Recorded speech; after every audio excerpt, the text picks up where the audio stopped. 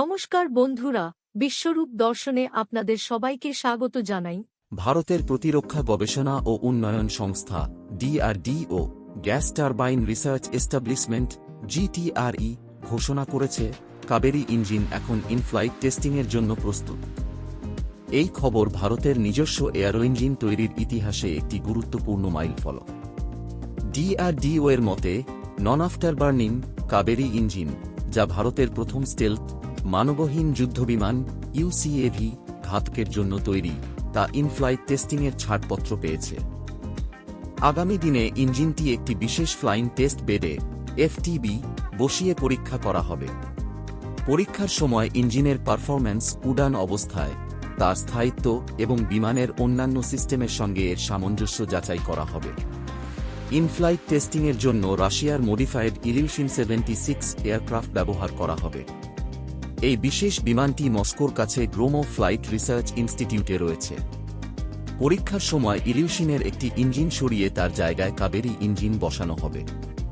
Kaveri engine ইতিমধ্যেই রাশিয়ার central institute of aviation মোটরসে সফলভাবে উচ্চতার পরীক্ষা পাশ করেছে। গত বছর এই পরীক্ষায় ইঞ্জিনটি 13,000 মিটার উচ্চতায় 48.5 কিলোনিউটনের বেশি থ্রাস্ট তৈরি করতে সক্ষম হয়েছিল, যা ইউএভি অ্যাপ্লিকেশনের জন্য প্রয়োজনীয় 46 কিলোনিউটনের লক্ষ্যমাত্রাকে ছাপিয়ে গিয়েছে। জিটিআরই এর তৈরি এই ইঞ্জিনের ড্রাই ভার্সন প্রায় 49 থেকে 51 কিলোনিউটন থ্রাস্ট জেনারেট করতে সক্ষম।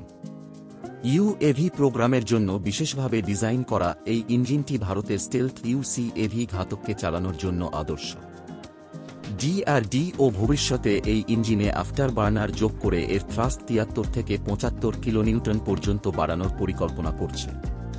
কাবেরী ইঞ্জিন প্রকল্প শুরু হয়েছিল 1980-র দশকে। তখন লক্ষ্য ছিল ভারতের নিজস্ব লাইট কমব্যাট এয়ারক্রাফট এলসিএ তেজের জন্য একটি দেশীয় জেট ইঞ্জিন তৈরি করা। কিন্তু প্রযুক্তিগত জটিলতা, আন্তর্জাতিক নিষেধাজ্ঞা এবং অভিজ্ঞতার অভাবে প্রকল্পটি একাধিকবার থমকে গিয়েছিল। 1998 সালের পরমাণু পরীক্ষা এবং তার পরবর্তী আন্তর্জাতিক নিষেধাজ্ঞার কারণে প্রয়োজনীয় প্রযুক্তি পেতে সমস্যার মুখে পড়তে হয়। এর ফলে কাবেরী প্রকল্প পিছিয়ে যায়। 2010 সালে এই ইঞ্জিন রাশিয়ায় প্রথমবার ফ্লাইট টেস্ট করা হয়। যদিও রিপোর্টে উল্লেখ করা হয়েছিল যে ইঞ্জিনটি নির্ধারিত ওজনের চেয়ে ভারী এবং আরও উন্নতির প্রয়োজন। 2014 সালের পরে এই প্রকল্প প্রায় বাতিল হয়ে যায়। তবে 2016 সালে ফরাসি সংস্থা সাফরানের সঙ্গে অংশীদারিত্বে প্রকল্পটি নতুন করে শুরু হয়। বর্তমানে কাবেরী ইঞ্জিনের ড্রাই ভার্সন ঘাতকের মতো ইউএভি এর জন্য ব্যবহারযোগ্য। জিটিআরই জানিয়েছে 2024-25 সালের মধ্যে সমস্ত পরীক্ষা শেষ করে 2025-26 সালে সীমিত পরিসরে উৎপাদন শুরু হবে।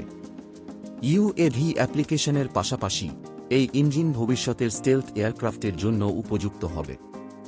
বিশ্বে মাত্র 5টি দেশ উন্নত যুদ্ধবিমান ইঞ্জিন তৈরি করতে সক্ষম।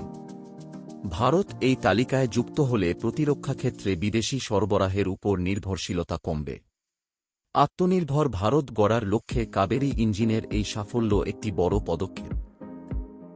ভারতের আকাশযুদ্ধে প্রযুক্তিগত স্বনির্ভরতা অর্জনের এই যাত্রা শুধু প্রতিরক্ষায় নয়, সামগ্রিক জাতীয় অগ্রগতিতেও গুরুত্বপূর্ণ ভূমিকা রাখবে। কেমন লাগলো আমাদের আজকের প্রচেষ্টা? কমেন্টে জানান। আপনাদের ভালোবাসা আমাদের প্রতিদিন অনুপ্রেরণা যোগায়। নতুন নতুন ভিডিও দেখতে সাবস্ক্রাইব করুন এবং নোটিফিকেশন চালু রাখতে বেল আইকনে চাপ দিন। সুস্থ থাকুন, ভালো থাকুন।